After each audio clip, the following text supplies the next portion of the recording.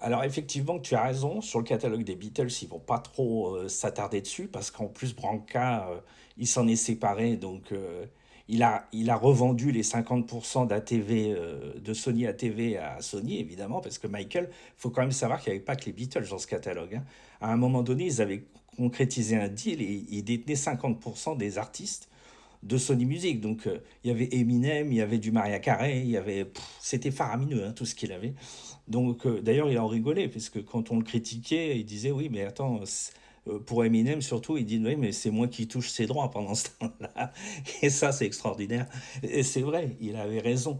Mais Branca, en fait, a fait tout l'inverse, c'est-à-dire que au lieu d'un moment donné de garder le catalogue ou faire autrement, parce qu'il aurait pu, non, il a fallu qu'il revende tout à Sony. Et en plus, le pire, c'est qu'il a vendu le catalogue de Michael lui-même, alors que les enfants étaient derrière et auraient pu gérer le catalogue de Michael. Mais non, c'est hallucinant ce qu'il a pu faire, parce que c'est même, moi je trouve ça même terrible, parce qu'il a pris l'héritage de Michael, il se l'est approprié.